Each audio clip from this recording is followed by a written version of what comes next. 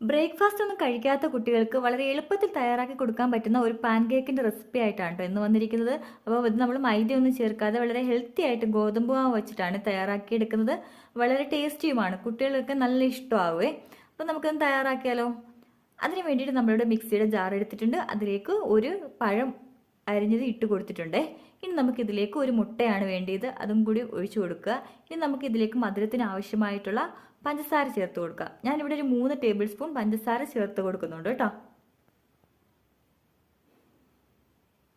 ഇനി ഇതിലേക്ക് നമ്മളൊരു 1/2 കപ്പ് ഗോതമ്പ് പൊടിയാണ് ചേർത്ത് കൊടുക്കുന്നത്.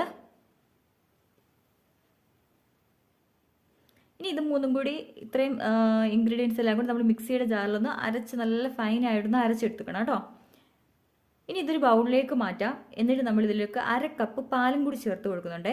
പാല് കുറേശ്ശെയായിട്ട് ചേർത്ത് പതിയെ ഒന്ന് മിക്സ് ചെയ്ത് ഒരുപാടങ്ങ് ലൂസായി പോകാത്ത ഒരു കൺസിസ്റ്റൻസിയിൽ നമ്മളിത് എടുക്കണം കേട്ടോ.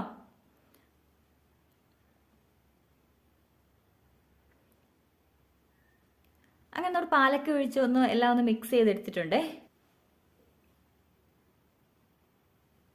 ഇനി നമുക്കിതിലേക്ക് ഒരു 1/4 ടീസ്പൂണോളം വാനില എസൻസ് ചേർത്ത് കൊടുക്കുന്നുണ്ട്.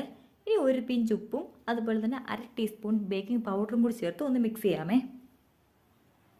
അപ്പം നമ്മളിന്ന് ഇളക്കി യോജിപ്പിച്ച് എടുത്തിട്ടുണ്ട് കേട്ടോ. ഇനി ഒരു സ്റ്റൗ കത്തിച്ച് അതിലേക്ക് ഒരു പാൻ വെച്ച് പാൻ ചൂടായി വരുന്ന സമയത്ത് നമ്മളിത് ഓരോ തവി ബാറ്ററായിട്ട് ഒഴിച്ചു കൊടുക്കണം കേട്ടോ. ഇനി ഒരുപാട് പരത്തൊന്നും വേണ്ട, വരുന്ന റൗണ്ടിലാണ് നമ്മൾ പാൻ കേക്ക് തയ്യാറാക്കി എടുക്കുന്നത്.